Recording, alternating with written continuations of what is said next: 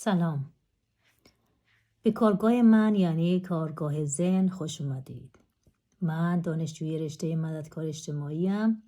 در زمینه سوسیال پداگوژی فعالیت میکنم و هدفم از ایجاد این کانال انتقال دانش و تجربه هایی هستش که در این حوزه خودم به دست آوردم. در این کانال ما داستان ها و روایت های واقعی و نمادینی رو مورد بحث و بررسی قرار میدیم که امروز داستانی هست از پسر بچه 12 ساله‌ای به نام یعقوب. شما تصور کنین که حدود نیم سال در یک مرکز مشاوره تربیتی کار میکنین. تیم شما شامل 6 نفره و چارچوب فعالیتتون جلسات تیمی با پرونده های خانواده ها و گزارش های زیادی روبرو میشین که باید این مستندات رو تکمیل کنید و برای حل اونها همیشه آماده باشید. مواردی وجود داره که برای شما خیلی جالبه. از مورد اینکه مربوط به یعقوب 12 ساله میشه که او فرزند کوچک از یک خانواده 5 نفره هستن. خانواده اون برای اولین بار به علت مشکلات شدید در مدرسه، مشکلات تمرکز، خستگی و بهانه‌گیری به مرکز مشاوره مراجعه کردن. از جمله میتونیم بگیم پدر اون خیلی قوی هیکل و در گفتگو تسلط زیادی داره و برای اهمیت یادگیری به موقع برای پسرش خیلی تاکید میکنه. او همیشه به یادآور میکنه به فرزندش که مرد واقعی بودن خیلی سخته. سبک تربیتی اون سختگیرانه است ولی منصفانه به نظر میرسه و عمدتاً نیازهای کودک رو بیشتر در نظر نمیگیره. پدر اون دوران سختی رو پشت سر گذرونده و همیشه به خانواده و فرزندش گوشزد میکنه که زندگی هیچ چیزی رو به او هدیه نداده و برای به دست آوردن اونها تلاش زیادی رو انجام داده. اون کارهای خارج از کشور رو انجام میده و بیشتر ماموریت‌های خارج از کشور رو داره. پدر اون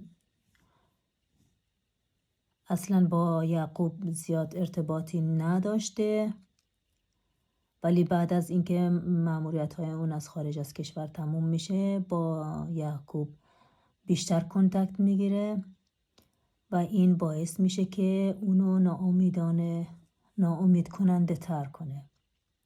یعقوب 2 دست چپ داره، تمرکز نداره، کند هست و وقتی تذکر داده میشه سر و صدا ایجاد میکنه و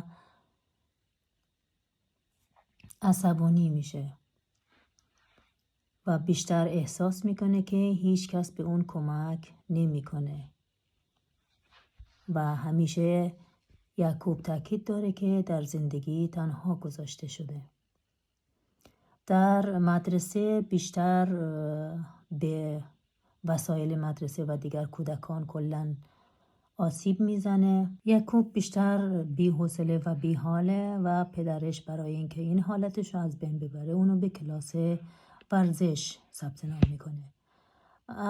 اما بازم هیچ کمکی به یعقوب نمیکنه این ثبت نام. آخرین تعطیلات خانوادگی که اونا داشتن خیلی ناخوشایند بوده. پدر خانواده و همسرش و فرزندانش همشون از پیاده روی لذت میبرن ولی در این سفر یعقوب به سادگی خیلی تنبل هست و هرگز نمیخواد که با اونها به پیاده روی بره و این باعث میشه که مشاجره‌ای بین اون و پدرش ایجاد شه. در این مشاجرات معمولاً مادر خانواده هیچ حرفی نمیزنه و فقط سرشو تکون میده وقتی که میخواد حرفای همسرش رو تایید کنه. اون به سختی صحبت میکنه و مستقیما مورد خطاب قرار نمیگیره. و مرد خانواده یعنی پدر خانواده با مشکلات زیادی دست و پنجه نرم میکنه و این باعث میشه که اینها به مرکز مشاوره‌ای که شما اونجا کار میکنین بیایند. خب در ویدیوهای بعدی ما مسائل مهم سوسیال پداگوژی رو مورد بحث و بررسی قرار میدیم و مشکلات خانوادگی یعقوب رو در نظر میگیریم و اطلاعات زیادی در مورد اون باید به دست بیاریم و از نظرات و انتقادات شما خیلی فایده های زیادی میبرم اگر شما در کامنت نظراتتون رو به من ابلاغ کنین و از شما خواهشمندم که اگر در مورد سوسیال پداگوژی موضوعاتی رو دوست داشتین کانال من رو ثبت کنین، لایک کنین و به دوستان آشنایان خودتون معرفی کنین.